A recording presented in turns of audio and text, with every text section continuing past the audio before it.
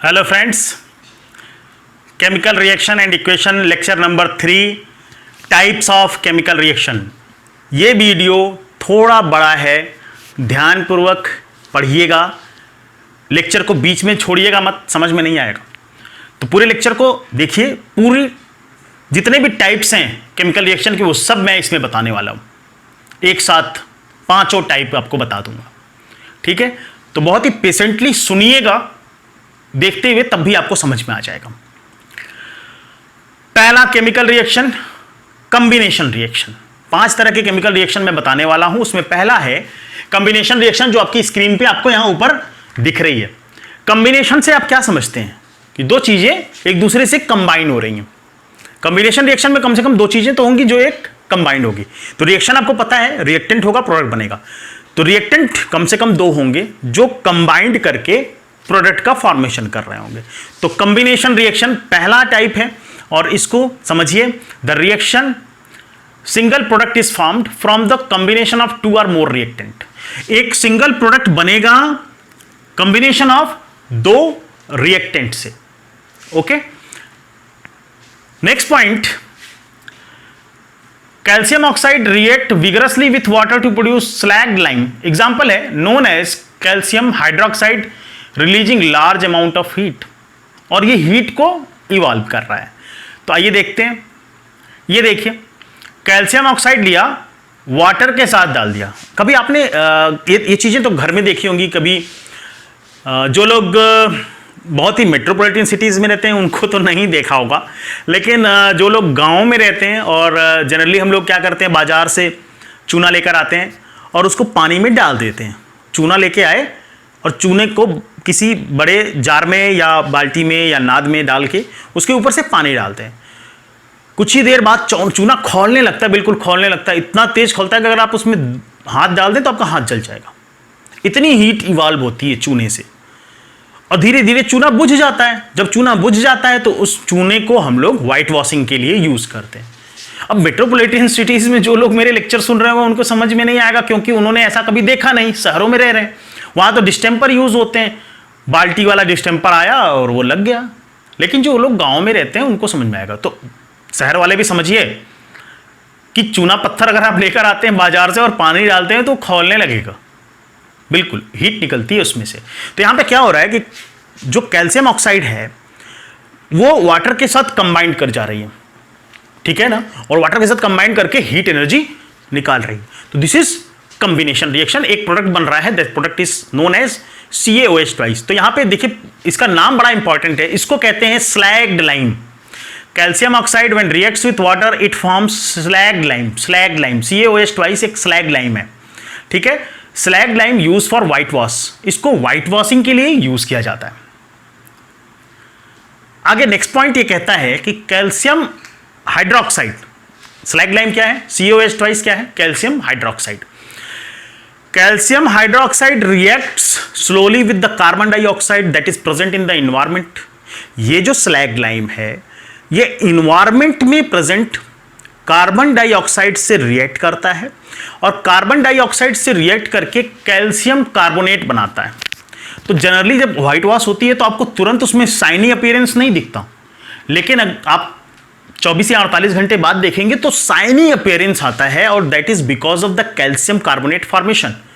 White washing कर दिया, छोड़ दिया, वहां इन्वायरमेंट में जो कार्बन डाइऑक्साइड प्रेजेंट है, भाई आपके इन्वायरमेंट में गैसेस प्रेजेंट है ना, आपको पता है 78% नाइट्रोजन है, 21% जो है ऑक्सीजन है, 0.03% कार्बन डाइऑक्साइड है। तो इन्वायरमेंट के कार्बन डाइऑक्साइड से रिएक्ट करके ये स्लैग्ड लाइम जो व्हाइट वॉश कर दिया हमने दीवालों पे, वो कार्बन डाइऑक्साइड से रिएक्ट करके कैल्शियम कार्बोनेट बनाता है, और कैल्शियम कार्बोनेट की एक पतली फिल्म बन जाती है जो बिल्कुल व्हाइट अपीयरेंस देती है, बिल्कुल शाइनी अपीयरेंस देती है, चमकता है वो। तो उसमें टाइम लगता है 24 से 48 घंटे, समटाइम्स 72 आवर्स ऑल्सो। तो इस रिएक्शन को भी हम लोग देखेंगे अभी। तो calcium carbonate is formed 2 to 3 days after white washing and gives a shiny finish to the walls. ये जो शाइनी फिनिश मिलता है ये आपको 48 से 72 घंटे लिखा हुआ है, 2 to 3 days में आपको कैल्शियम कार्बोनेट बनता है। देखिए ये रिएक्शन हमने लिख दिया, CaOH ट्वाइस एक्वस फॉर्म में कार्बन डाइऑक्साइड गैस से रिएक्ट करके कैल्शियम कार्बोनेट का सॉलिड फॉर्म बनाता है और वाटर H2O लिक्विड के फॉर्म में निकल जाती है, ऑपरेट हो जाती है। ठीक है, तो शाइनी अपीयरेंस कैल्शियम कार्बोनेट का है। तो अगर आपसे पूछे कि व्हाइट वॉशिंग के बाद 2 से 3 दिन के बाद the shiny appearance that is present on the wall is calcium carbonate. ये कोई पूछे कि व्हाइट वॉशिंग के लिए हम क्या यूज करते हैं, calcium hydroxide CaOH twice that is slag lime.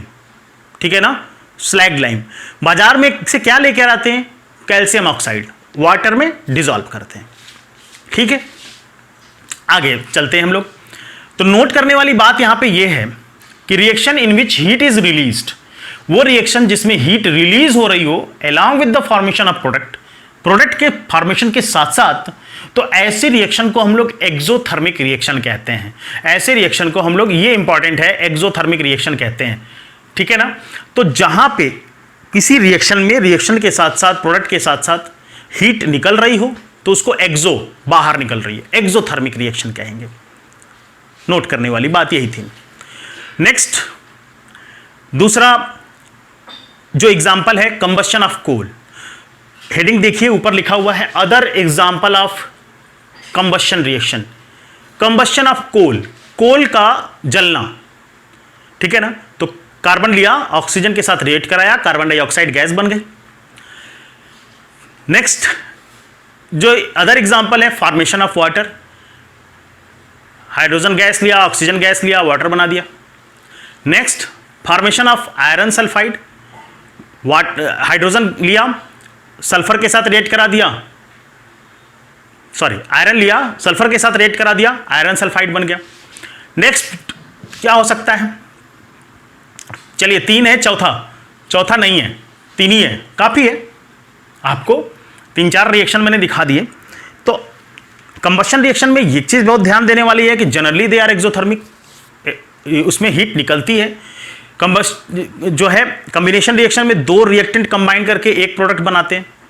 दूसरा है डीकंपोजिशन रिएक्शन। देखिए दूसरी हेडिंग आपको डीकंपोजिशन रिएक्शन की दिख रही है। डीकंपोजिशन रिएक्शन क्या कहता है, reaction in which a single reactant is break down into the 2 or more than 2 products is called decomposition reaction। जब एक सिंगल रिएक्टेंट 2 या 2 से अधिक प्रोडक्ट में टूट जाए तो उसको डीकंपोजिशन रिएक्शन कहते हैं। नेक्स्ट पॉइंट दिया हुआ है कि मोस्टली इट इज इंडोथर्मिक, मतलब यहां पे हीट देना पड़ेगा। तोड़ने के लिए हमको क्या करना पड़ेगा, हीट देना पड़ेगा। कॉम्बिनेशन रिएक्शन क्या था, एक्सोथर्मिक था, हीट इवॉल्व हो रही थी। और डीकंपोजिशन रिएक्शन में आपको क्या करना पड़ रहा है, हीट देना पड़ेगा। तीसरा point, energy in the form of heat, light या इलेक्ट्रिसिटी के फॉर्म में जनरली रिक्वायर्ड होती है। किसी भी डीकंपोजिशन रिएक्शन में एनर्जी आपको देना है, either in the form of heat और in the form of light और in the form of electricity. ये सब चाहिए तभी डीकंपोज होगा। 3 चीजें बड़ी ध्यान देने वाली है, मैंने उसको हाईलाइट करके यहां पे दिखाया है, हीट, लाइट और इलेक्ट्रिसिटी। ये 3 चीजें जरूरी है डीकंपोजिशन रिएक्शन के लिए। इट कॉज क्लीवेज और ब्रेकेज ऑफ बॉन्ड्स, और यही ब्रेकेज ऑफ बॉन्ड के लिए रिस्पॉन्सिबल होती है। तो पहला है थर्मल डीकंपोजिशन। हम लोग डीकंपोजिशन के बारे में बात कर रहे हैं, तो सबसे पहले बात करेंगे थर्मल डीकंपोजिशन की। थर्मल डीकंपोजिशन का मतलब है कि जब हीट रिक्वायर्ड है।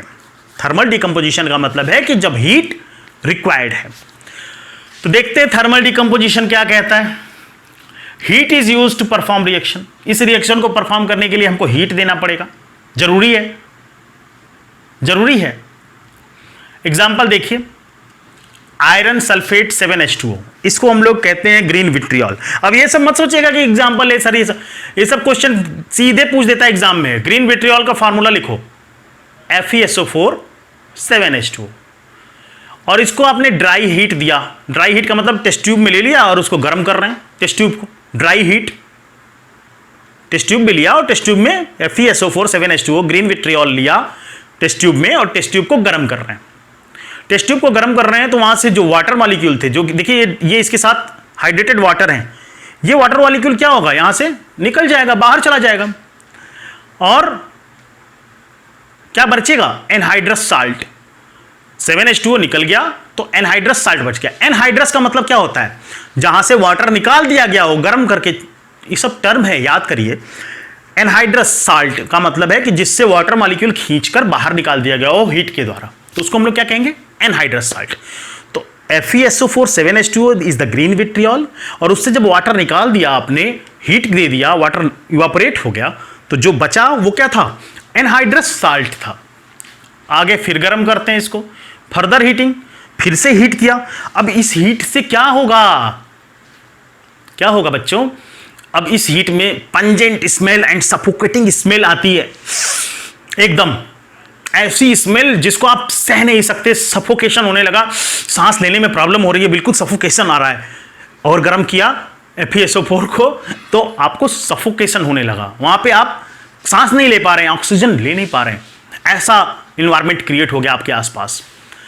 और उसके बाद ये टूटता है किसमें, iron oxide Fe2O3, SO2 gas, SO3 gas. तो वो पंजेंट स्मेल किसकी थी, इन्हीं सल्फर डाइऑक्साइड, सल्फर ट्राइऑक्साइड। तो पंजेंट स्मेल आती है और प्रोडक्ट बन जाता है Fe2O3, SO2 और SO3। तो यहां पे देखिए डिकम्पोजिशन रिएक्शन में हीट मेनली, सब कुछ काम किसने किया, हीट ने।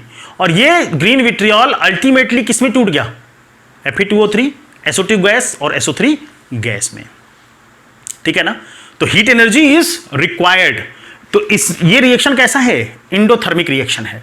तो ये कॉम्बिनेशन रिएक्शन के उल्टा हुआ ना, कॉम्बिनेशन रिएक्शन में हीट निकल रही थी और डिकम्पोजिशन रिएक्शन में हीट लग रही है, एनर्जी लगाना पड़ रहा है।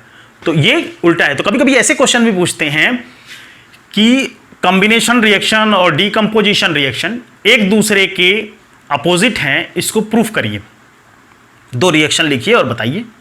तो आप यही बता सकते हैं, उधर हीट लगाया, उधर हीट निकला, और यहां पे क्या आ रहा है, हीट देना पड़ रहा है। तो दो रिएक्शन लिख देंगे, आपका जस्टिफिकेशन पूरा हो जाएगा। आइए आगे बढ़ते हैं। दूसरा मतलब ये भी है कि अब कॉम्बिनेशन रिएक्शन में 2 रिएक्टेंट लगते हैं, एक प्रोडक्ट बनता है। डिकम्पोजिशन रिएक्शन में एक रिएक्टेंट 2 प्रोडक्ट में, 2 से ज्यादा प्रोडक्ट में टूटता है। तो दिमाग लगाकर काम करना है, ठीक है ना। तो समझिए, दिमाग लगाइए। एग्जाम्पल नंबर 2 देखिए, कैल्शियम कार्बोनेट लिया, लाइमस्टोन लिया आपकी, उधर हम लोगों ने क्या किया था, याद आ रहा है। अब यहां पे देखिए कैल्शियम कार्बोनेट को लेकर अगर आप हीट कर दें, गर्म कर दें, खूब ढेर हीट दे दें, ढेर सारा हीट दे दें, बहुत ज़्यादा हीट दे दें, हाई अमाउंट ऑफ हीट दे दें। मैं बहुत सारी भाषाएं यूज़ कर रहा हूं ताकि आपको समझ में आए हर एक जगह पे। तो when you take a limestone and a lot of heat is given to the calcium carbonate, which is present in the solid form, that breaks down into the calcium oxide and carbon dioxide, that converted into limestone converted into the quick lime. Calcium oxide is said to be quick lime. याद करिए ये सब। What is quick lime? Calcium oxide. What is slag lime? CaOH twice, calcium hydroxide. What is limestone? Calcium carbonate. सब पूछा जाता है, ठीक है ना। तो कैल्शियम कार्बोनेट को जब आपने हीट किया तो वो कैल्शियम ऑक्साइड और कार्बन डाइऑक्साइड में टूट गया, हीट लगा, एनर्जी लगा, डिकम्पोज हो गया। Next example number 3, lead nitrate. Lead nitrate solid form में हमने लिया है और heat in a test tube में हीट किया, ये टूटता है लेड ऑक्साइड, NO2 और O2 में। देखिएगा 2PbO + 4NO2 + O2, ये बैलेंस किया गया है रिएक्शन को। लेड नाइट्रेट को जब भी हम हीट देते हैं टेस्ट ट्यूब में तो वो lead oxide, NO2 nitrogen dioxide and oxygen में टूट जाता है। तो ये पहला हो गया था आपका, पहला रिएक्शन हम लोगों ने पढ़ लिया। कौन सा पढ़ा था, थर्मल डिकम्पोजिशन। सेकेंड हम लोग देखेंगे फोटोलिटिक डिकम्पोजिशन। फोटोलिटिक का मतलब है कि when light is required to perform the reaction, जब लाइट की रिक्वायरमेंट है रिएक्शन को परफॉर्म करने के लिए, तो ऐसे रिएक्शन को हम फोटोलिटिक डिकम्पोजिशन कहते हैं। डिकम्पोजिशन को हम लोग 3 रिएक्शन में पढ़ेंगे। फोटोलिटिक, पहला हम लोगों ने पढ़ लिया हीट वाला, दूसरा हम लोग पढ़ लेंगे लाइट वाला फोटोलिटिक, और तीसरा हम लोग पढ़ लेंगे इलेक्ट्रिसिटी वाला। कि पहले में हीट की रिक्वायरमेंट थी, दूसरे में लाइट की रिक्वायरमेंट है और तीसरे में इलेक्ट्रिसिटी की रिक्वायरमेंट है। तो दूसरा ये देखिए, sunlight is used to perform the reaction. Example number 1, AgCl silver chloride use किया गया, उसका कलर व्हाइट होता है और सनलाइट के प्रेजेंस में ये ग्रे में कलर में चेंज हो जाता है और ये टूट जाता है किसमें, सिल्वर में और क्लोराइड में। क्लोराइड गैसेस फॉर्म में चली जाती है, सिल्वर सॉलिड फॉर्म में रह जाता है। ध्यानपूर्वक देखिए, 2AgCl यहाँ पे लिया है, ये देखिए 2AgCl लिया है और 2AgCl का जो कलर था वो कैसा था, व्हाइट था। सनलाइट के प्रेजेंस में ये ग्रे कलर में चेंज हो गया। किस कलर में चेंज हुआ, ग्रे कलर में चेंज हुआ और क्लोरीन गैस यहां से क्या हो गई, निकल कर चली गई। Reaction use in black and white photography. Black and white photography में इस रिएक्शन को यूज किया जाता था जब फोटो को डेवलप किया जाता था। सिल्वर क्लोराइड सनलाइट के प्रेजेंस में सिल्वर में और क्लोराइड में चेंज हो जाता है। तो sunlight is responsible to perform this reaction और रिएक्टेंट डिकम्पोज हुआ दो प्रोडक्ट में। Example number 2, silver bromide AgBr लिया है यहां पे। AgBr सनलाइट के प्रेजेंस में वो भी टूटेगा किसमें, Ag में। ये भी AgBr भी व्हाइट कलर का है, ये ग्रे कलर का है। यहां पे ये Br2 गैस फॉर्म में निकल रही। AgBr decomposes and also used in photography. तो AgCl AgBr ये सब फोटोग्राफी में यूज किए जाते हैं। Example number 3, decomposition of hydrogen peroxide. Hydrogen peroxide क्या होते हैं, अब जैसे वाटर है, एक ऑक्सीजन और दे दो वाटर को, H2O था H2O2 बना दो, उसको हम लोग कहते हैं हाइड्रोजन परऑक्साइड, एक ऑक्साइड एक्स्ट्रा है। तो हाइड्रोजन परऑक्साइड का डिकम्पोजिशन भी होता है लाइट के प्रेजेंस में। आप H2O2 को ले आओ, देखो बाजार में बहुत H2O2 मिलता है, तो जनरली ऊंड पे लगाने के लिए काम देता है। जब हमारे एनिमल्स को कोई वुंड हो जाता है तो हाइड्रोजन परऑक्साइड ले आके उसको साफ करते हैं। तो ये सिरपी लिक्विड है, सिरप की तरह थोड़ा स्लिपरी होता है, जैसे सिरप होते हैं, कप सिरप आप पीते हो तो स्लिपरी अपीयरेंस आता है, तो ऐसा ही ये सिरपी लिक्विड है। सनलाइट के प्रेजेंस में ये भी टूट जाता है और ये टूट के क्या बनाता है, वाटर और ऑक्सीजन, वाटर बनाएगा और ऑक्सीजन बनाएगा। थर्ड है इलेक्ट्रोलाइटिक डिकम्पोजिशन। इलेक्ट्रोलाइटिक डिकम्पोजिशन क्या है, electricity use to perform the reaction.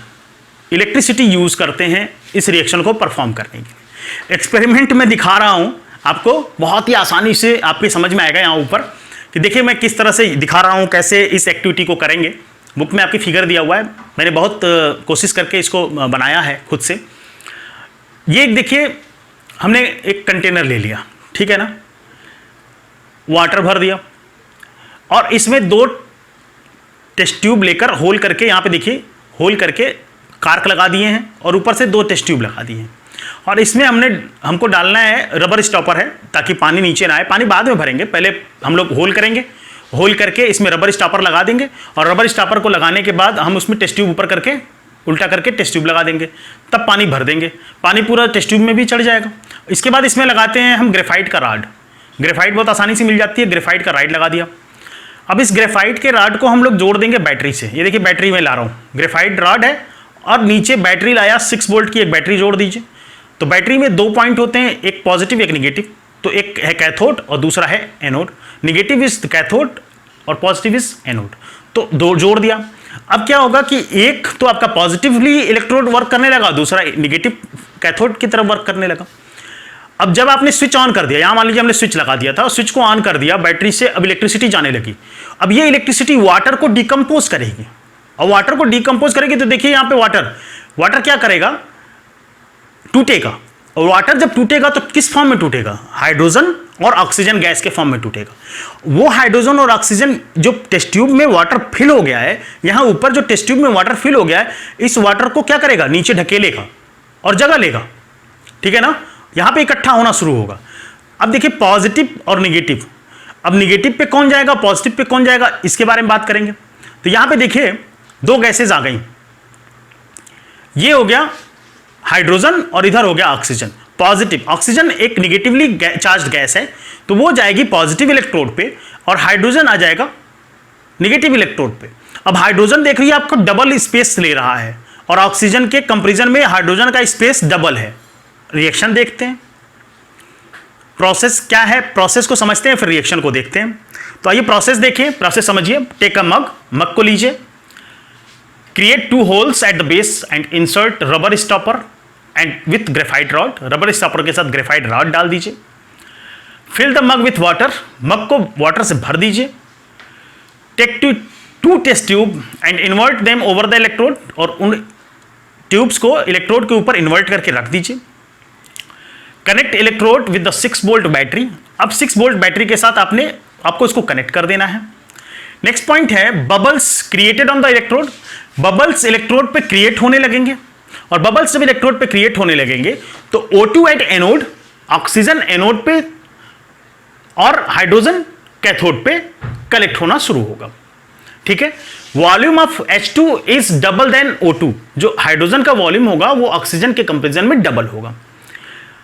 Gases are formed by decomposition of water, gases कैसे बने, वाटर के डिकम्पोजिशन से बने। गैसेज कैसे बने, वाटर के डिकम्पोजिशन से बने। वाटर डिकम्पोज हुआ, ठीक है ना, वाटर डिकम्पोज हुआ, H2O डिकम्पोज होके H2 और O2 में टूट गया इलेक्ट्रिसिटी के परफॉर्मेंस से। ठीक है, तो ये रिएक्शन आप लिख लीजिएगा कि 2H2O, मैं लिखता हूं, हो सकता है आपको दिखाई दे, 2H2O gives 2H2 plus O2। ठीक है ना, तो अब यहां पे वॉल्यूम देखिए, ऑक्सीजन का एक ही वॉल्यूम है जबकि हाइड्रोजन के 2 वॉल्यूम है, दिख रहा है। आइए आगे चलते हैं तीसरे तरह के रिएक्शन पे, जिसको हम लोग कहते हैं डिस्प्लेसमेंट रिएक्शन। डिस्प्लेसमेंट रिएक्शन, तो ये तीसरे तरह का रिएक्शन है डिस्प्लेसमेंट रिएक्शन। क्या होता है, the reaction in which more reactive element displaces less reactive element from its solution, जब बहुत ही ज्यादा रिएक्टिव एलिमेंट कम रिएक्टिव एलिमेंट को क्या करे, डिस्प्लेस कर दे, तो ऐसे रिएक्शन को डिस्प्लेसमेंट रिएक्शन कहते हैं। आइए आगे बढ़ के देखते हैं कि इक्वेशन क्या है। अब देखिए यहां पे आयरन और कॉपर सल्फेट लिया, आयरन और कॉपर सल्फेट को जब हम लोगों ने रिएक्ट कराया तो हमको दिखा कि आयरन सल्फेट बन गया और कॉपर बन गया, रिएक्शन में दिख रहा है आपको। आइए इसको एक्सपेरिमेंटली मैं समझाता हूं कि किस तरह से हुआ। तो ये देखिए हमने क्या किया, आयरन नेल लिया हुआ है, और आयरन नेल का अभी जो कलर है वो साइनी अपीयरेंस है, बिल्कुल साइनी अपीयरेंस में दिख रहा है, ग्रेइश कलर में, साइनी अपीयरेंस में, जैसा नई कील आपको दिखती है। दूसरी तरफ हमने कॉपर सल्फेट का सोल्यूशन लिया, कॉपर सल्फेट का सोल्यूशन कैसा होता है, ब्लू कलर का होता है, दिख रहा है ब्लू कलर का।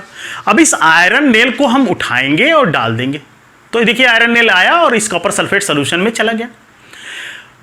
आयरन नेल जब कॉपर सल्फेट सोल्यूशन में गया, कुछ देर बाद रिएक्शन परफॉर्म हुई, और रिएक्शन के थ्रू प्रोडक्ट क्या मिलता है, ये देखिए, ये जो कलर था यहां पर, ये कलर चेंज हो गया, ब्लू से ग्रीन में चेंज हो गया। ये जो आयरन नेल थी ये भी ब्राउन हो गई, आयरन नेल को निकाला, देखा ब्राउन कलर, आयरन पे सल्फेट की कोटिंग हो गई, आयरन सल्फेट बन गया, और ये यहां से सल्फेट कम हो गया, तो सल्फेट जब कम हुआ तो इसका कलर ग्रीन कलर हो गया। तो ये रिएक्शन परफॉर्म हो गई। रिएक्शन आपको दिख रही है कि आयरन नेल साइनी कलर की थी, उसको जब कॉपर सल्फेट के सोल्यूशन में डाला, मैं फिर से एक बार दिखाता हूं आपको पूरा रिएक्शन देखिए।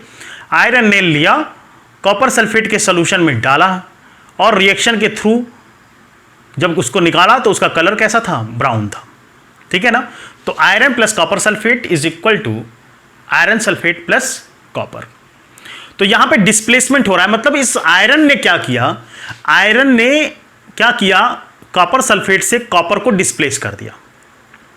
तो कोई कब डिस्प्लेस करेगा, कब डिस्प्लेस करेगा, जैसे अब आप क्लास 10th में पढ़ रहे हैं और आपकी स्कूल का कोई बच्चा क्लास 8th का आता है, खड़े हो जाओगे आप जब वो लड़का इंटर करेगा तो आप खड़े होके उसको सम्मान देंगे, नहीं देंगे। हाँ, लेकिन अगर आपका टीचर आता है तो आप क्या करेंगे, अपनी स्पेस से खड़े होते हो, टीचर को रिस्पेक्ट देते हो। आपके 12th क्लास का भी कोई बच्चा आ गया जो सीनियर भैया है, उसको भी आप रिस्पेक्ट देते हो, तो अपने प्लेस को छोड़ देते हो। तो जो भी सीनियर होगा उसके लिए हम प्लेस को छोड़ते हैं, अपने से जूनियर के लिए हम प्लेस को नहीं छोड़ते। तो उसी तरह से यहाँ पे भी इनकी सीनियरिटी लेवल बनी हुई है, हर एक मेटल का एक सीनियरिटी लेवल बना हुआ है, ठीक है ना, जिसको हम लोग रिएक्टिविटी सीरीज कहते हैं। उसको याद करना बहुत जरूरी है। तो रिएक्टिविटी सीरीज को हम लोग देखेंगे। तो डिस्प्लेसमेंट रिएक्शन के अदर एग्जाम्पल देख लीजिए, जैसे यहाँ पे देखिए जिंक और आयरन सल्फेट आपने लिया, तो जिंक ने आयरन सल्फेट से आयरन को डिस्प्लेस करके खुद वो स्थान ले लिया, तो this is called displacement, zinc sulphate बना दिया। अब देखिए आगे सेकेंड रिएक्शन में हम क्या करेंगे, आयरन लिए और लेड नाइट्रेट के सोल्यूशन में डाल दिया, आयरन ने लेड को डिस्प्लेस करके खुद स्पेस ले लिया, यानी आयरन सीनियर होगा। अभी हम सारे सीनियर लोगों को देखेंगे कौन सीनियर किसका कौन जूनियर। ये लेड लिया, कॉपर क्लोराइड के सोल्यूशन में डाला, लेड क्लोरीन के साथ सोल्यूशन बना लिया, कॉपर को हटा दिया वहां से, हटो भाई तुम जाओ। कॉपर है, सिल्वर नाइट्रेट में डाला, इस पे सिल्वर को डिस्प्लेस कर दिया, खुद इसका स्थान ले लिया, देखिए खुद इसका स्थान ले लिया। तो एक एक रिएक्शन को ध्यानपूर्वक पढ़िएगा। कॉपर सिल्वर नाइट्रेट के सोल्यूशन में जब डाला गया तो कॉपर नाइट्रेट बना दिया और सिल्वर वहां से डिस्प्लेस हो गया। अब आते हैं एक्टिविटी सीरीज ऑफ मेटल्स को, और उसको ध्यानपूर्वक सुनिएगा कैसे हम याद रखेंगे। क्लास 10th के प्रोस्पेक्ट से बहुत ही छोटा बनाया हूं। क्लास 12th में जब आप जाओगे और इलेक्ट्रोकेमिस्ट्री पढ़ाई जाएगी तो वो जो रिएक्टिविटी सीरीज है थोड़ी लंबी होती है, याद कराई जाती है।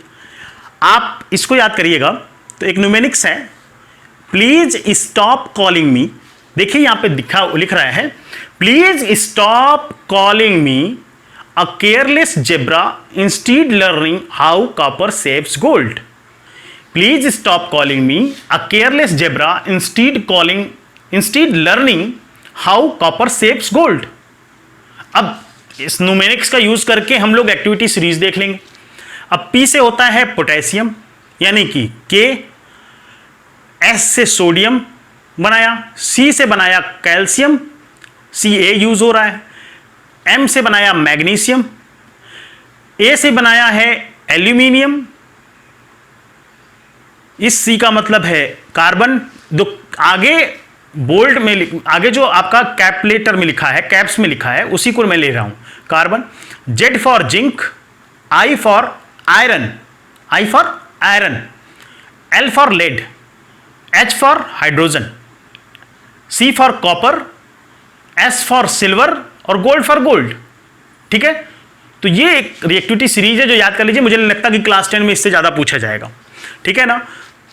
अब इसमें लेस रिएक्टिव सबसे नीचे वाला है, मोर रिएक्टिव ऊपर वाला है, मतलब जितने ऊपर वाले होंगे। जैसे पोटेशियम सोडियम को रिप्लेस कर सकता है, सोडियम कैल्शियम को रिप्लेस कर सकता है, हाइड्रोजन कॉपर को, ये देखिए जिंक आयरन को कर सकता है, लेकिन आयरन जिंक को नहीं करेगा।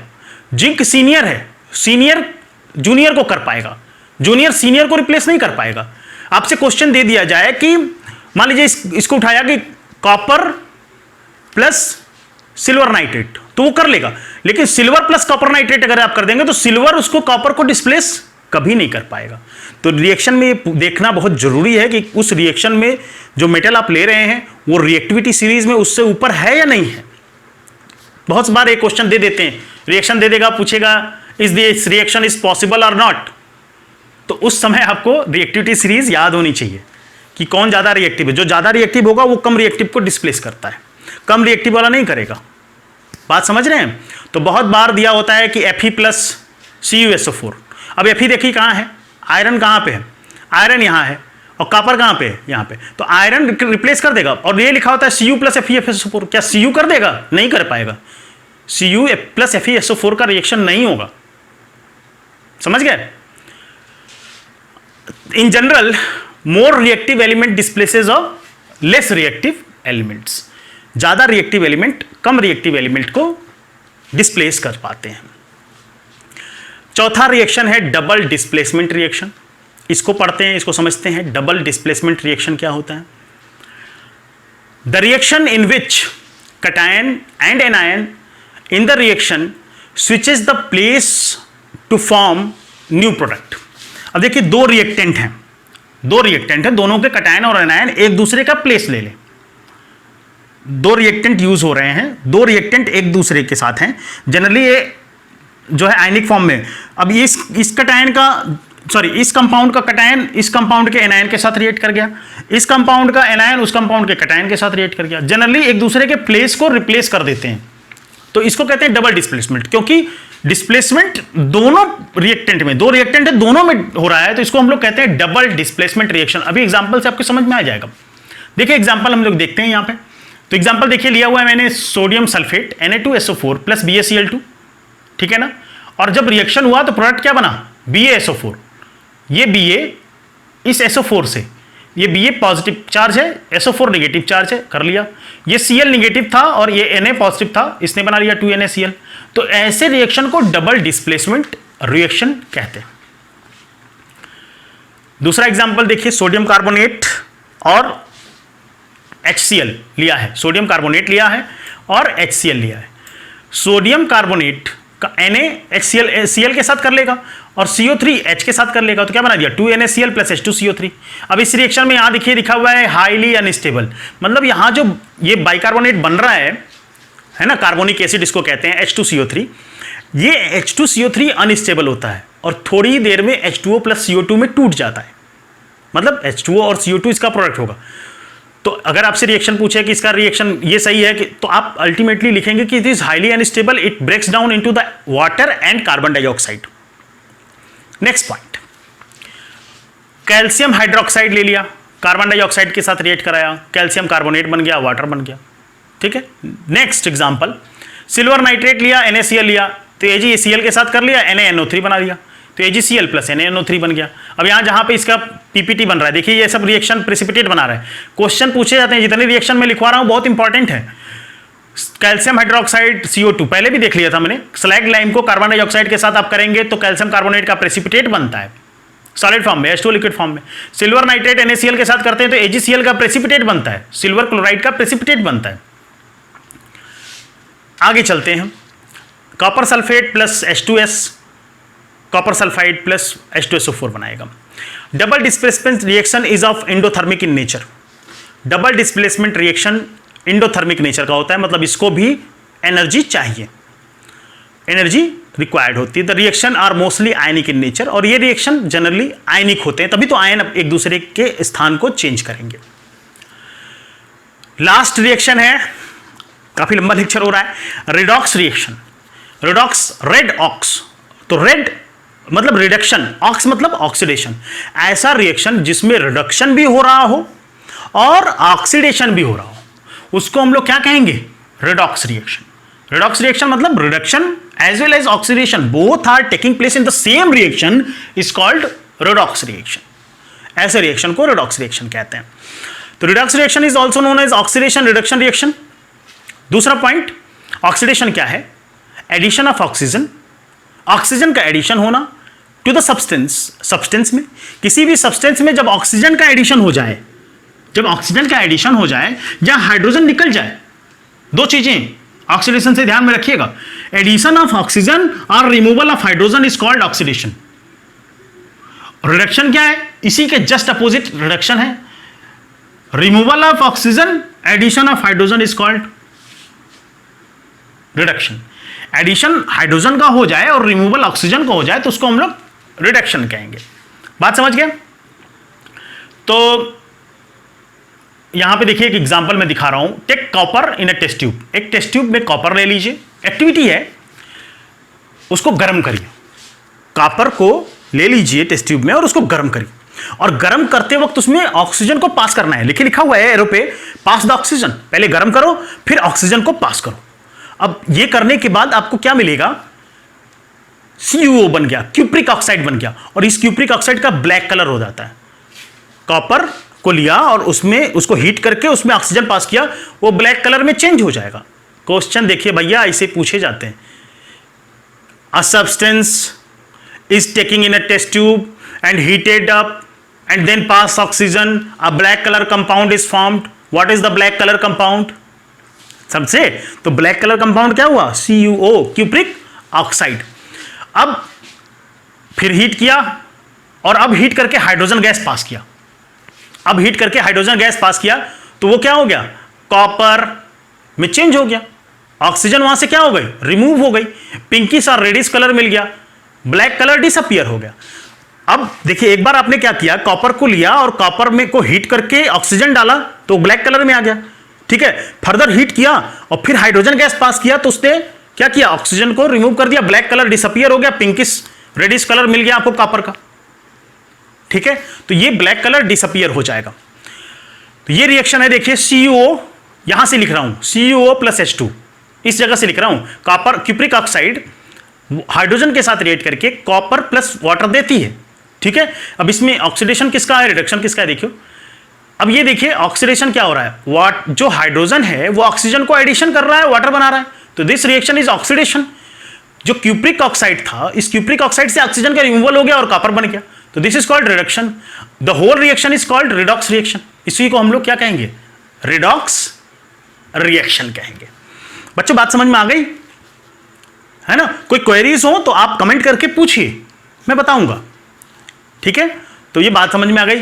तो यहां पे लास्ट पॉइंट क्या लिखा हुआ है, बड़े बोल्ड में लिखा हुआ है, one reactant get oxidised and another one is the reduced, दूसरा रिड्यूस हो जाता है। Thanks for your patience. बड़ा लंबा लेक्चर था, मैंने पूरे टाइप ऑफ रिएक्शन एक ही लेक्चर में पूरा कर दिया। उम्मीद है कि आपको समझ में आया होगा। तो my name is Alok sir. बताइए अपने क्लासमेट को और शेयर करिए उनको। Thank you.